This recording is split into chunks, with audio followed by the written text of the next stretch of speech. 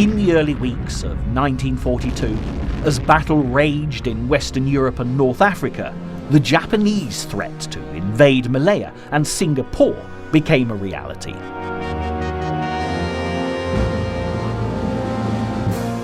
It was unthinkable to the British that the island they'd nicknamed the Gibraltar of the East could fall, and yet fall it did, with dire and terrible consequences.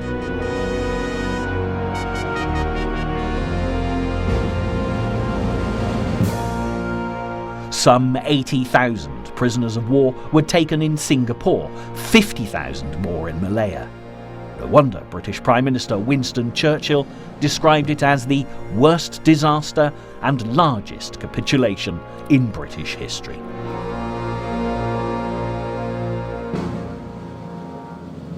But before the events of 1942 unfolded, the Japanese had had to neutralise the possibility of American intervention.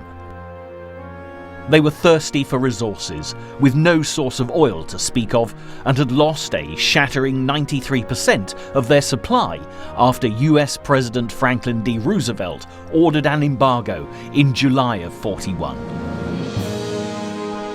Although the Japanese enjoyed an oil treaty with the Dutch, that too was broken as the Netherlands joined the embargo. Starved of oil, metal and other resources, Japan could either draw back and lose face, or seek to find the resources it needed elsewhere. Those resources lay in the South Pacific. The US Pacific Fleet was the only force capable of challenging Japan's navy. The Americans had bases in the Philippines, which could threaten lines of communication between the Japanese home islands and the East Indies. Every oil tanker heading for Japan would have to pass by American-held Luzon. On 7th of December 1941, the Imperial Japanese Army Air Force laid waste to much of the American fleet and Air Force stationed at Pearl Harbor.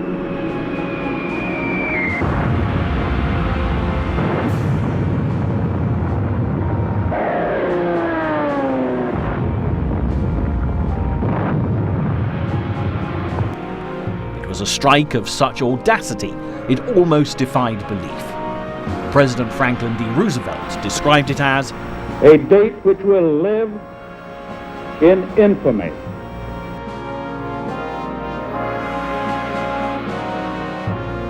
No longer could America take an isolationist view. The war could no longer be seen as a purely European conflict.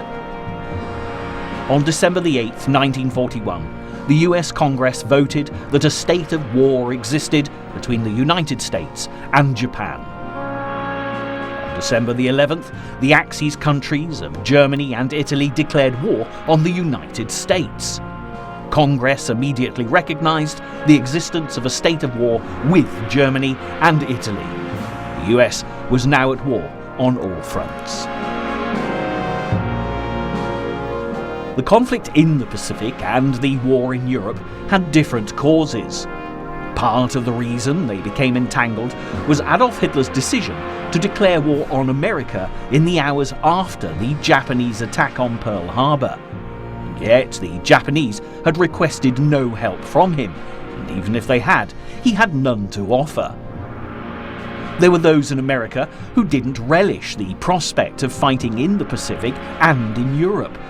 Yet Hitler's decision to declare war meant that the world's two greatest military and industrial powers, America and Russia, were now aligned against him.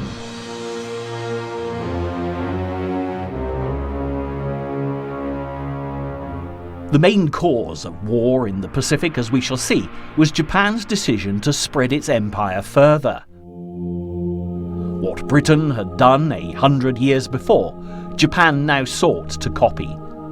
Both are island countries, both need raw materials from abroad.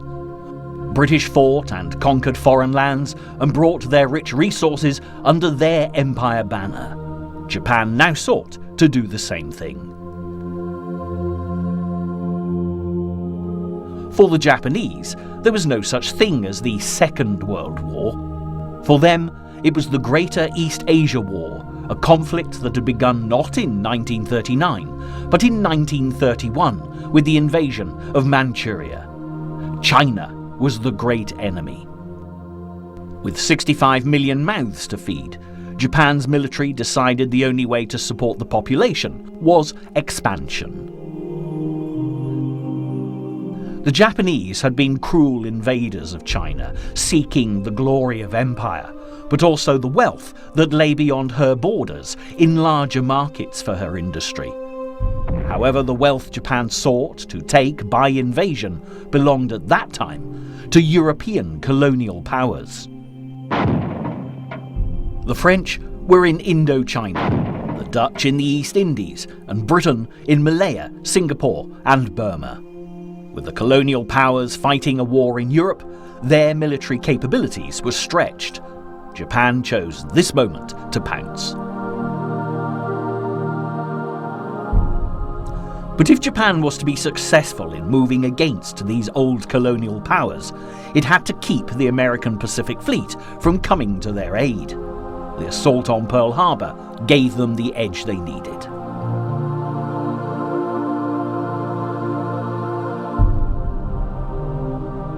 Japan struck hard and fast, attacking American possessions in the Pacific, the Philippines, Wake Island, and Guam. Midway Island was shelled by Japanese warships. It was a pattern to be repeated over and over again. They then moved on mainland Asia.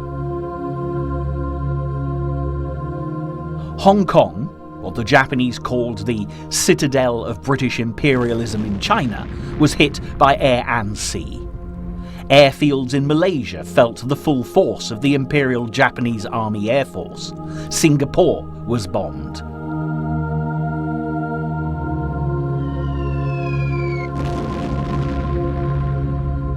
Japanese troops landed in the north of Malaya and southern Thailand.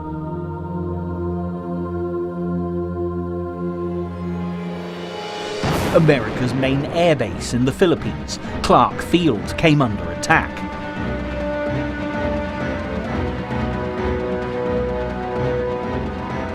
In the Philippines, the main island of Luzon was hit, as was British Borneo, where the only Allied ground unit, an outnumbered Indian battalion of the 15th Punjab Regiment, managed to resist for 10 weeks before it was overwhelmed.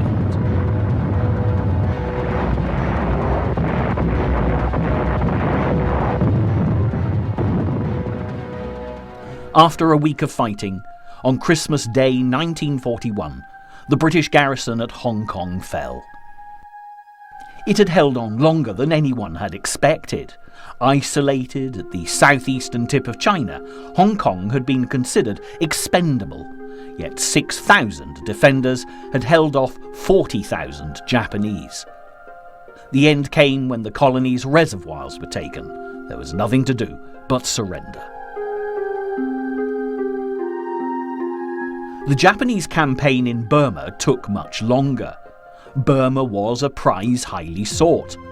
It provided the British with a gateway to India, the jewel in the colonial crown. What's more, since 1938, the Burma Road that ran from Mandalay to Kunming had been the only overland supply route for the nationalist forces fighting the Japanese in China.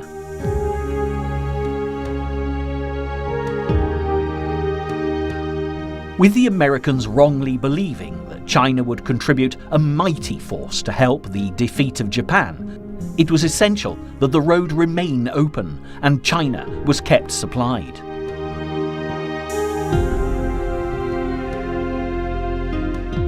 With China joining the Allies and declaring war on Germany, Italy and Japan, the American General Joseph Stilwell, Vinegar Joe as he was known, joined the Chinese nationalist leader Chiang Kai-shek as his chief of staff.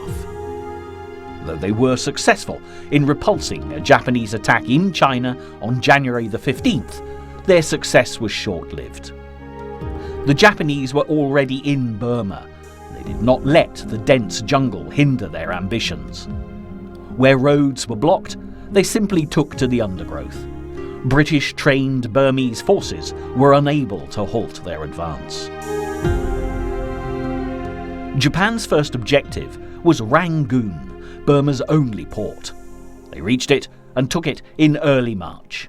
When Japanese forces gained control of the Burmese end of the road, they'd succeeded not only in gaining the rich resources of oil and rubber Burma had to offer, but also in closing China's land links to the Allies. Burma would remain in Japanese hands until May 1945. In the Commonwealth of the Philippines, the Allied forces were commanded by General Douglas MacArthur. The Philippines had been officially made a territory of the United States as far back as 1902. In the months leading up to the war, days were languid, given over to ceremonies, inspections and training. Officers and their wives occupied their evenings and weekends with social events and rounds of golf, while the soldiers enjoyed the delights on offer in the bars of Manila.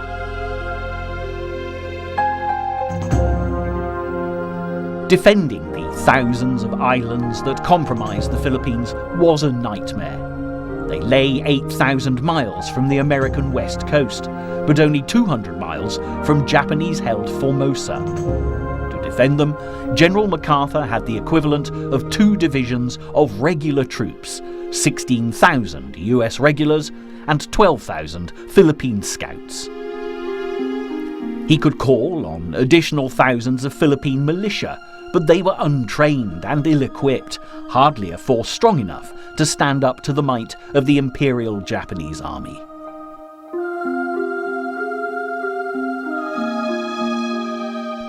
American strategists had developed 2 plans to counter possible Japanese aggression, one for the Navy, another for the Army. The Navy planned to fight across the Central Pacific for a climactic and decisive battle with the Japanese fleet.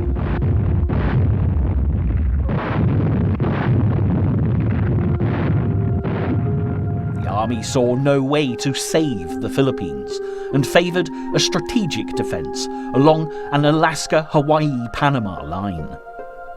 But writing off the Philippines was politically impossible. As war drew ever closer, frantic efforts were made to strengthen the Commonwealth's defences. Both General MacArthur and Army Chief of Staff General George C. Marshall, who commanded US forces in Hawaii, overestimated the abilities of their own forces and greatly underestimated the strength and ability of the Japanese. In particular, they grossly exaggerated the power of the new B-17 Flying Fortress bomber, a few of which were rushed to the Philippines in the last days of peace. Their efforts proved too little, too late.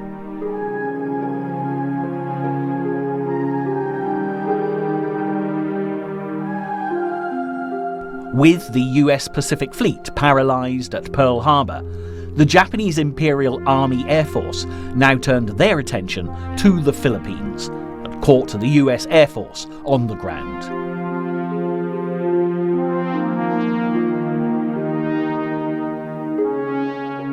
Japan had total air supremacy. A stockpile of torpedoes were destroyed. US submarines were rendered useless. Only MacArthur's beleaguered American Filipino army held out on the main Philippine island of Luzon. The Japanese army landed in northern Luzon on December the 22nd, 1941, and began to push southward toward Manila. At first, MacArthur was inclined to meet the Japanese on the beaches, but with no air force and only able to call on the Navy's tiny Asiatic fleet, he was in no position to challenge Japan at sea. Though the US regulars and Philippine scouts were excellent troops, the reality was they were outnumbered.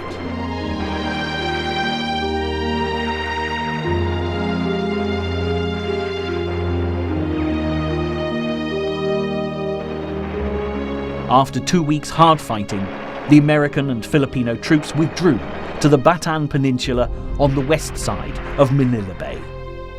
There, MacArthur could pursue a strategy of defence and delay, shortening his lines and using the mountainous, jungle-covered terrain to his advantage. Furthermore, he could deny the Japanese the use of Manila as a port. Perhaps he could even hold out long enough for a relief force to be mounted in the United States.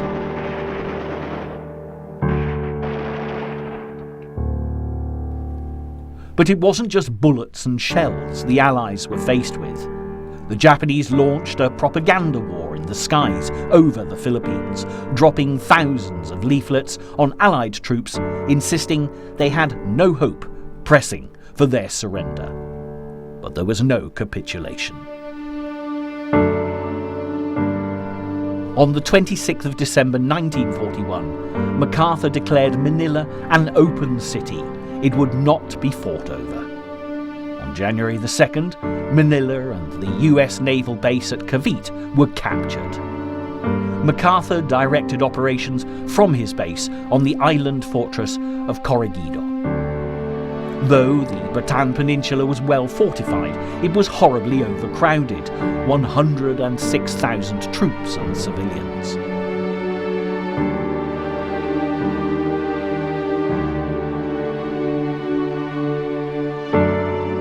There was too little food, too little ammunition. Sickness and malnutrition set in. The American Filipino force, racked by dysentery and malaria, continued to fight, but disease and lack of proper sustenance claimed more lives than the enemy.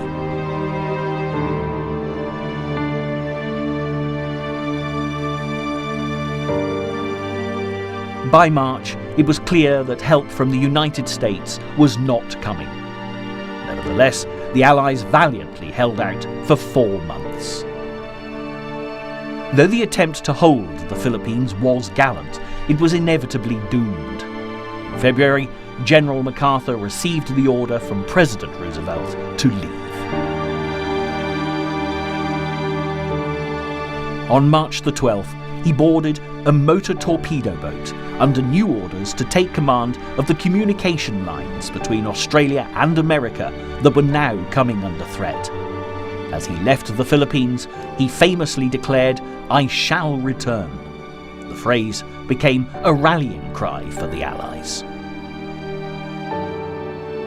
From his boat, MacArthur boarded a plane for Darwin. His B-17 Flying Fortress staggered into the air from Del Monte Airfield, Mindanao, with one engine spluttering. The 5-hour flight took him and his staff over the captured enemy islands of the Celebes, Timor, and the northern part of New Guinea. Somehow, they managed to avoid enemy Zero fighters. As they finally reached Darwin, they found that it was under Japanese attack, so they diverted to Bachelor Airfield, about 50 miles away. When they eventually disembarked from the aircraft, a weary MacArthur remarked, "It was close, but that's the way it is in war. You win or lose, live or die, and the difference is just an eyelash." Some US Navy officers had given MacArthur only a 1 in 5 chance of escaping the Philippines. Via the radio airwaves, Tokyo Rose had boasted that the Japanese would capture him. But MacArthur and his family made it out. It was from this new Australian base that he would conduct the next phase of operations.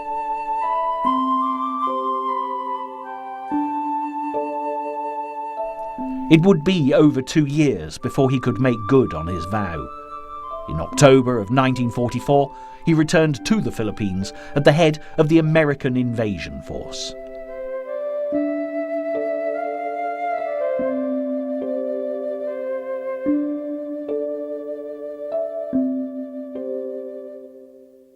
As we've already discovered, one of the main driving forces behind the Japanese policy of expansion was its need to replace the oil lost when America enforced its embargo.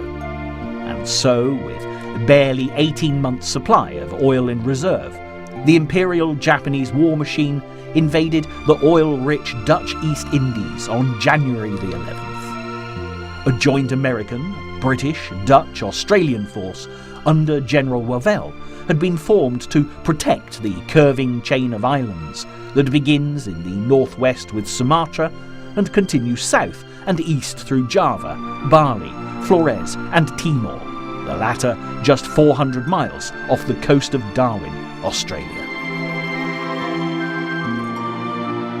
When General Wavell took command, the outlook was not good. Dutch forces were scattered across the islands in small garrisons. The air support was meagre. There was no aircraft carrier to provide naval support.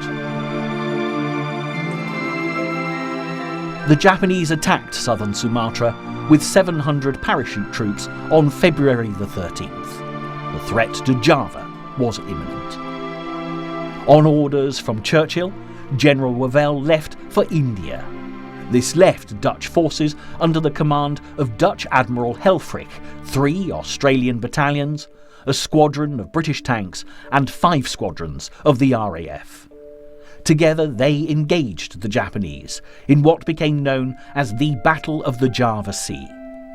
It was a gallant action, but the Japanese would not be halted. By the time the Japanese invasion forces arrived on land, the Allied Navy in Java ceased to exist. With no air cover or naval support, resistance on land was short. Admiral Helfrich surrendered on the 8th of March. Meanwhile, the Imperial Japanese forces were moving down through the jungles of Malaya towards the prize that was Singapore. The British had been in residence since 1819, when Sir Thomas Stamford Bingley Raffles founded a trading post there. It soon became a valuable British outpost, and Singapore's rapid growth and importance to the British East India Company ensured that the British were there to stay. In 1824, the status of Singapore as a British possession was cemented in an Anglo-Dutch treaty that divided the Malay archipelago between the two colonial powers, the British controlling the area north of the Straits of Malacca, including Penang, Malacca and Singapore, whilst the area south of the Straits was assigned to the Dutch. Britain also had interests in Malaya to the north of Singapore Island. It had become an important source of rubber and tin. By 1910, the pattern of British rule in the Malay lands was established. The Straits settlements were a crown colony, ruled by a governor under the supervision of the Colonial Office in London.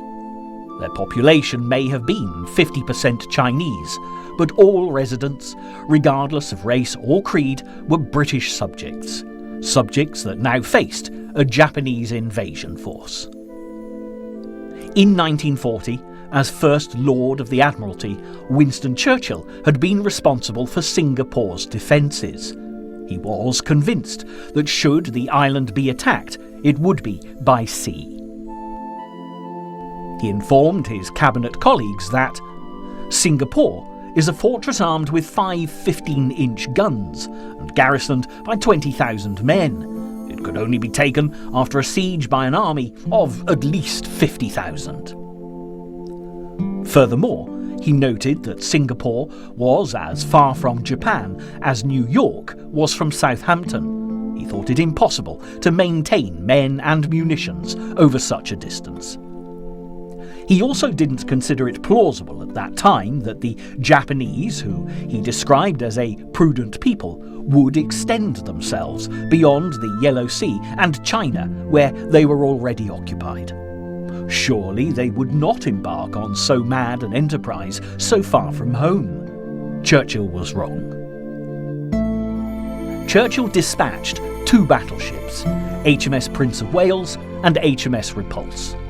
HMS Prince of Wales was a King George V class battleship. The Prince of Wales had a brief but active career, helping to stop the Bismarck and carrying Churchill to the Newfoundland Conference.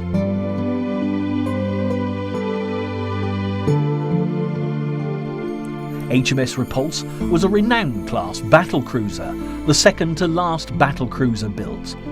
She too had taken part in the chase of the Bismarck. The Admiralty had planned for an aircraft carrier to accompany the two ships, but the action never materialised. HMS Repulse left Singapore in company with HMS Prince of Wales and 4 destroyers to try and intercept the Japanese invasion convoys heading towards Malaya. But their hunt for invasion forces proved fruitless, and they turned south. It was at this point that Japanese aircraft were spotted. The fleet was attacked by 86 planes. Without the protection of an aircraft carrier, the ships were very vulnerable.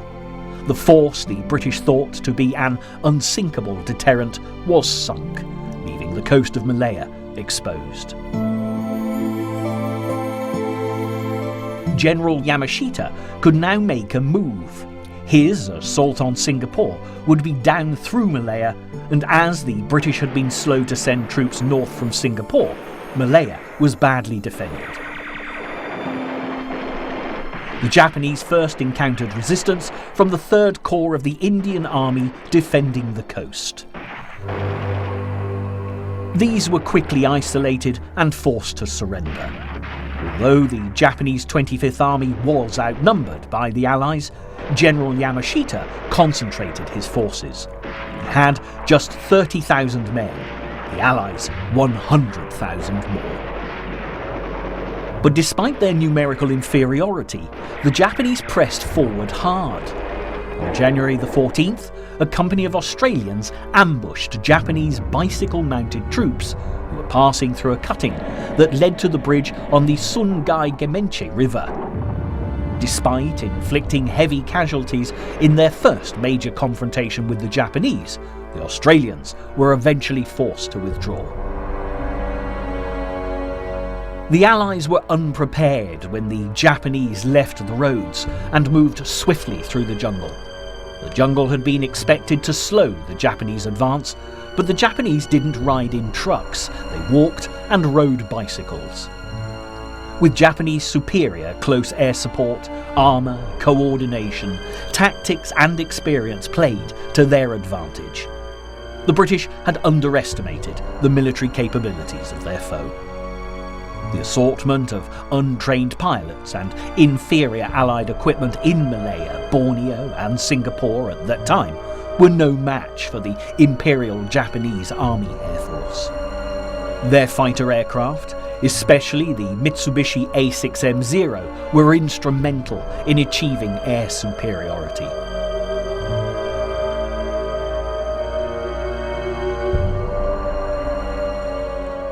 Whilst fighting continued in Malaya, the Japanese continued the strategic bombing of Singapore. The British did their best to keep the bombers at bay with anti-aircraft fire for as long as ammunition was available. The governing powers began the evacuation of women and children. Some would never see their fathers and husbands again. As defeat loomed, all available ships were hastily loaded with fleeing civilians. The Empire Star, designed to carry a small number of passengers, was crammed with 2,000 refugees. But coordination broke down. The evacuation became chaotic. Enemy planes attacked the fleeing ships, and thousands of civilians drowned. Others survived drowning, only to be murdered by Japanese troops as they struggled ashore on Bangka Island. With the Japanese advancing on Singapore, let's take a moment to look at events as they were played out in Europe. From the time that Hitler rose to power in 1933, he began to pass the Nuremberg laws, stripping Jews of rights and citizenship. He had made no secret of his antipathy towards Jews, and spoke often of their removal by any means. By 1941, the first extermination camps were being built.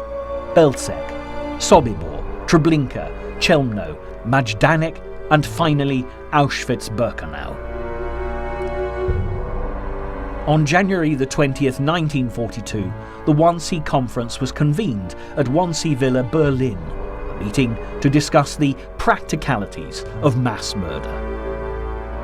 Though no order directly linking Adolf Hitler to the extermination of the Jews has ever been found, Rudolf Hess, commandant of the camp at Auschwitz, and Adolf Eichmann, who has been described as the architect of the Holocaust, both said such an order existed in the early summer of 1941.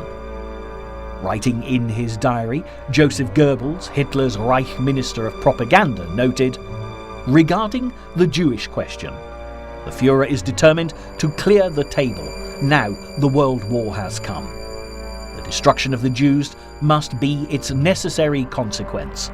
We cannot be sentimental about it. It is not for us to feel sympathy with the Jews." At Wannsee, the plans for the final solution were laid. The mass extermination of Jews began soon after. But the Nazi war machine would soon have an expanded Allied force to reckon with. The Americans were already fighting the Japanese in the Pacific, and now they were about to enter the fray in Europe, with some 4,000 troops landing in Northern Ireland. These were the first US troops to set foot on European soil since the American expeditionary troops left at the end of the Great War. They were greeted by Sir Archibald Sinclair, Secretary of State for Air, with the words, "Your safe arrival here marks the new stage in the World War. It is a gloomy portent for Mr. Hitler, nor will its significance be lost on General Tojo." In truth, the deployment of American troops in Britain had been in the planning since April 1941, 8 months prior to the Pearl Harbor attack. US contractors had already been hard at work building bases for the 87,000 Americans the US War Department planned to send. For the GIs, life in Britain took some getting used to. For a start, they drove on the wrong side of the road, and the BBC's wireless programmes were not exactly what they'd been used to.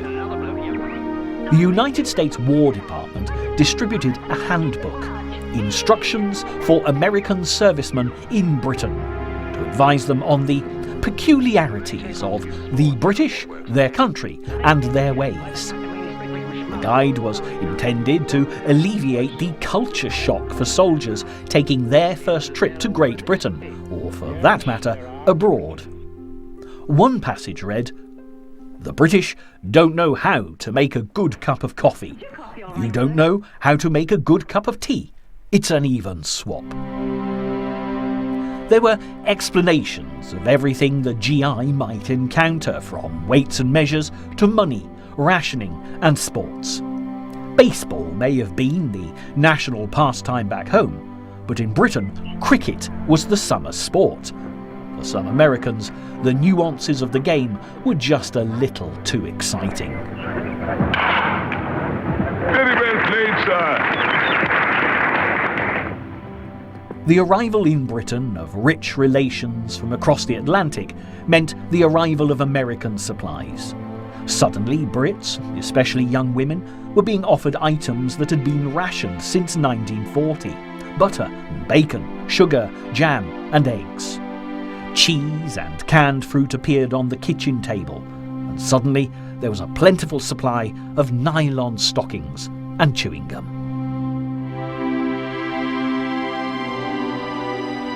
On February the 9th, the old saying, "Cleanliness is next to godliness," became a little harder to achieve. Soap went on the ration, but the Americans travelled with a plentiful supply. Everyone was keen to be seen to be doing their bit. The British royal family were no exception. On February the 25th, Princess Elizabeth, the future Queen Elizabeth, signed up for war service. 6,000 miles away, the Allied forces were falling back from Malaya. Their 54-day campaign was over. To the consternation of the British, the Japanese were closing in on Singapore. The As well as being an important strategic port, Singapore was the home of many who were supporting China. Financial support had come from the ethnic Han Chinese, support that contributed to the stalling of the Japanese advance in China. Yet one more reason for the Japanese to invade the island.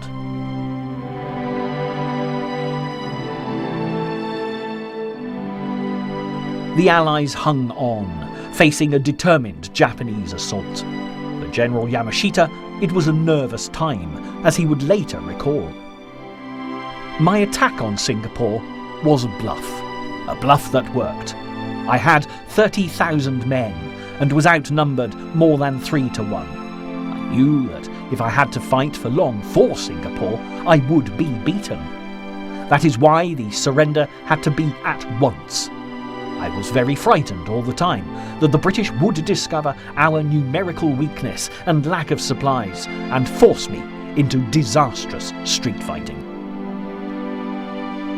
Singapore lay under the command of Lieutenant General Arthur Percival. At his disposal, he had roughly 100,000 military personnel from Australia, Great Britain and India, as well as soldiers raised in Malaya and Singapore. They prepared their defence. The Japanese strategy was a wily one. At midnight on the 7th of February, Japanese troops landed unopposed on Singapore's northeast coast, and they gave the impression of an impending attack from that direction. However, the next day, they began a strategic air and artillery attack on the northwest coast instead. By 9:30 that night, the first Japanese amphibious assault on Singapore was launched. Undeterred by heavy casualties suffered from Australian machine gunners, wave upon wave of Japanese troops landed successfully. By midnight, the Australian defence was broken. The following day, the Tengah airfield fell to the Japanese. Singapore turned her famous large-caliber coastal guns inland, at least those that were capable of turning. But the guns were supplied with mainly armour-piercing shells, necessary to penetrate the hulls of armoured warships, the very reason the guns were there. Had the guns been well supplied with high explosive shells, the Japanese attackers would have suffered heavy casualties. The guns would have helped repel the Japanese advance. They didn't.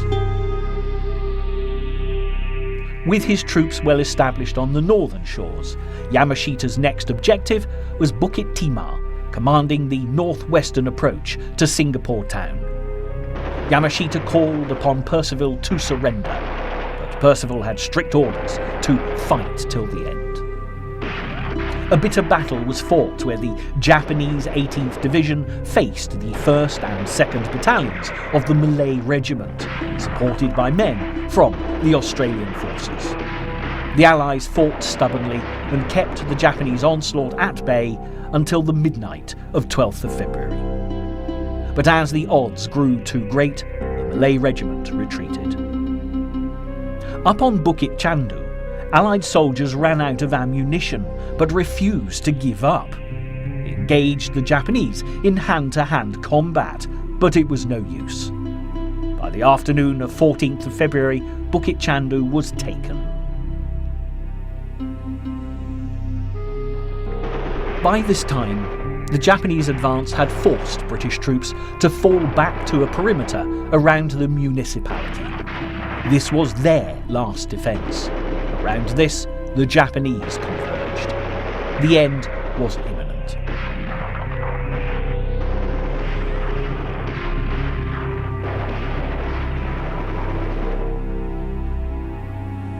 The water supply fell to a critical level, and supplies including food, fuel and ammunition were also running low. These reasons, along with mounting civilian casualties, led Percival to make the momentous decision to surrender.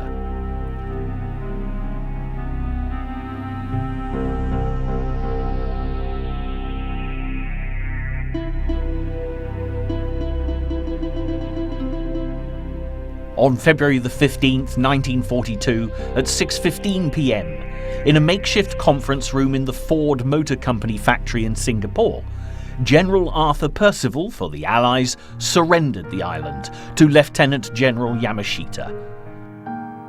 It was a magnificent victory for Japan, for the capture of Singapore signalled the end of British power in the Far East. On the part of the British, Percival's telegram to the Supreme Commander of the American, British, Dutch, Australian Command read, "All ranks have done their best." Of the 50,000 white troops captured in Singapore, 18,000 would die of disease or mistreatment in the next 3 years and 8 months. The Japanese made the island the headquarters of the Southern Army, renaming Singapore Shonan, meaning Light of the South. The Japanese now had the riches of Malaysia at their disposal and had gained control of the Straits of Malacca, the main sea lane between the Pacific and Indian Oceans. Following the British defeat at Singapore, nationalist movements began to realise that the old colonial powers were not the superior, unbeatable force they'd believed, a point that marks the beginning of the decline of the empire. From here, we can trace the downward spiral of British colonial powers. With Singapore fallen, elsewhere the British Empire was under attack. Just before 10 o'clock, on the 19th of February, 188 Japanese planes descended upon Darwin in what was to be a precision attack. It marked the beginning of raids against Australia that would last into 1943. The Australians saw it as their Pearl Harbor, and although Darwin held nothing like the same significance as the American target in Hawaii, a greater number of bombs were dropped. Darwin was unprepared.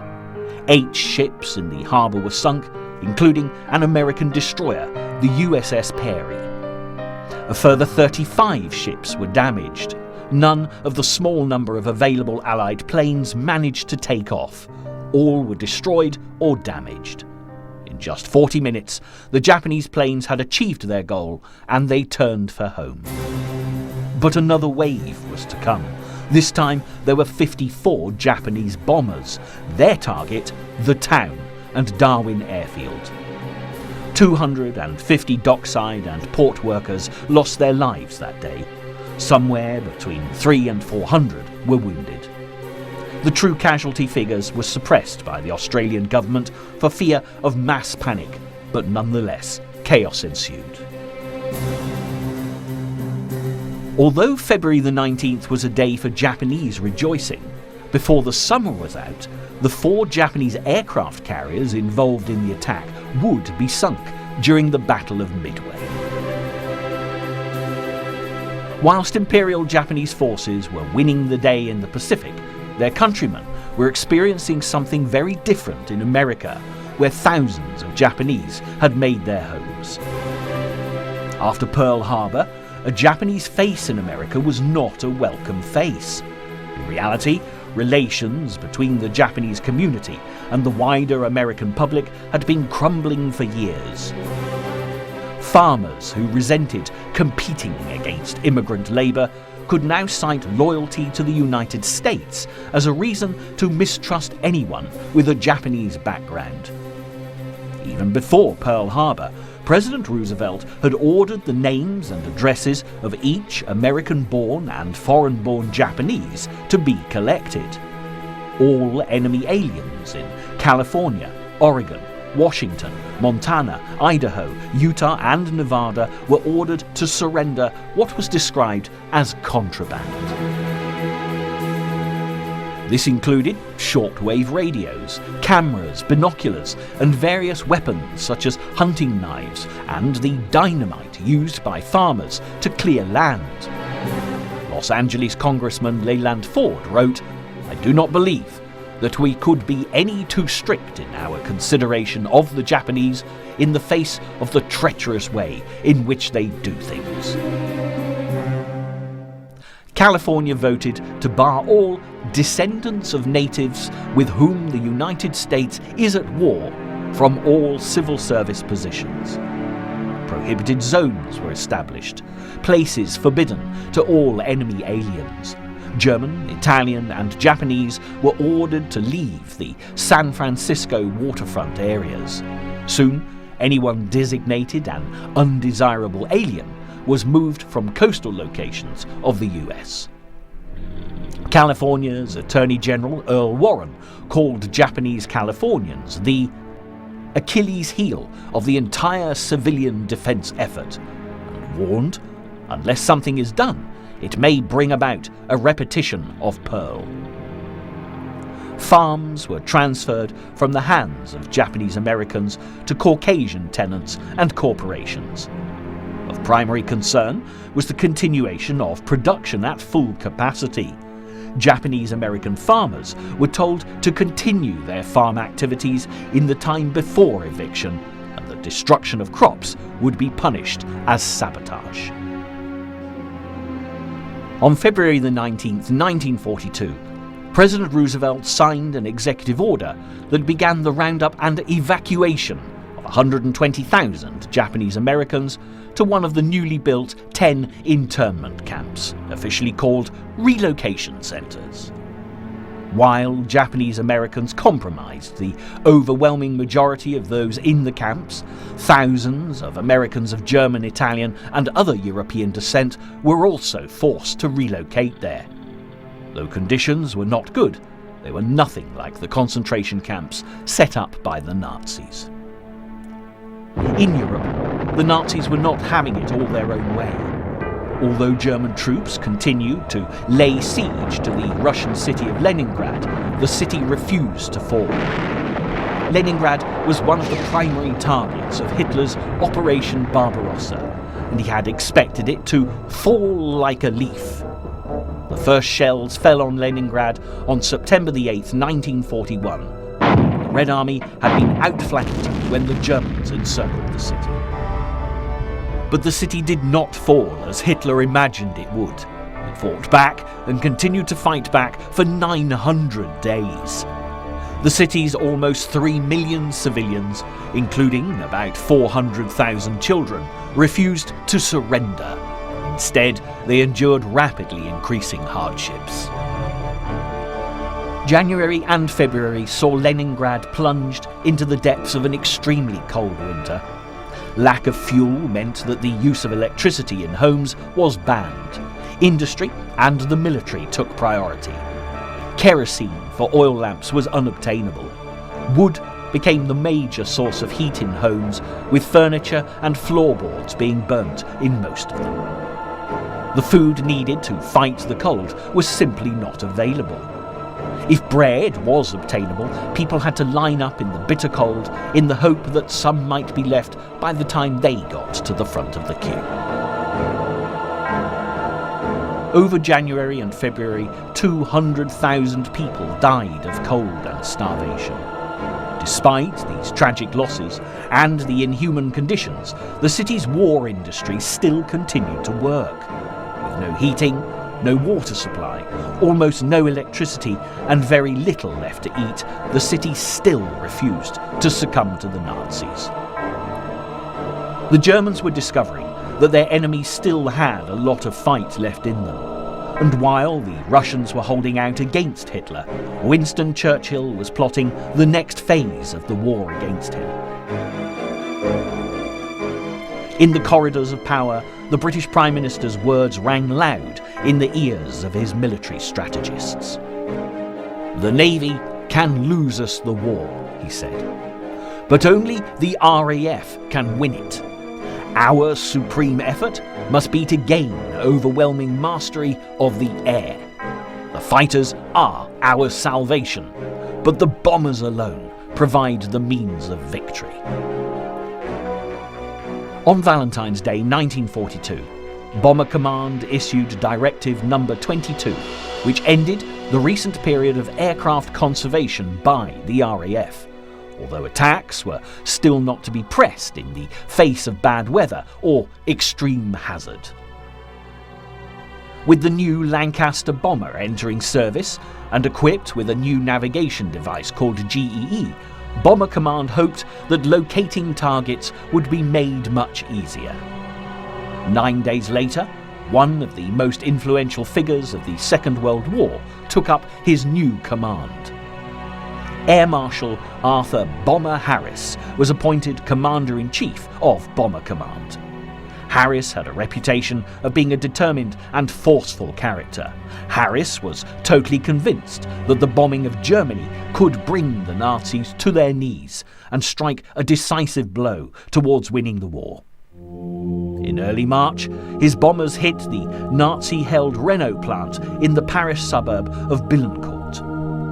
Serious damage was done to the production facilities, although many French workers were killed.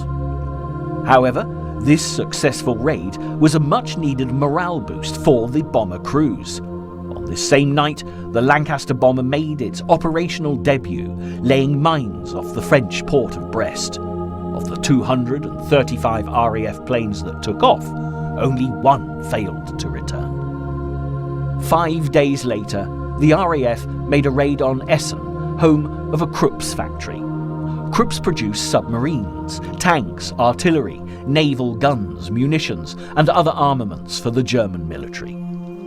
Though the results were disappointing, the bombers returned again and again. Not only was the factory a target, but under the new directive, so was the city.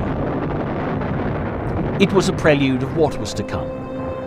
Under the new tactical doctrine of area saturation bombing, the RAF launched 234 planes and a massive incendiary attack against Lübeck on the Baltic. It devastated the old city. Hitler was so incensed, he ordered the Luftwaffe to bomb historic British towns and cities in retaliation. But Harris did not waver from the belief in his plan. By the end of May, 900 bombers would be dispatched to lay waste to Cologne. With the bombers now taking the fight to Germany, the war in Europe began to turn in the direction of the Allies. Hitler would discover that the Allies were not prepared to lie down. He now faced a resurgent RAF, the might of America, and an obstinate foe in Russia. And although the Allies had suffered badly at the hands of the Japanese in the Pacific, the foundations of a fight back there were already being laid. With the arrival of American troops in New Caledonia, plans were already taking shape that would see the American conquest of Guadalcanal, the first of a catalogue of amphibious assaults on Pacific islands.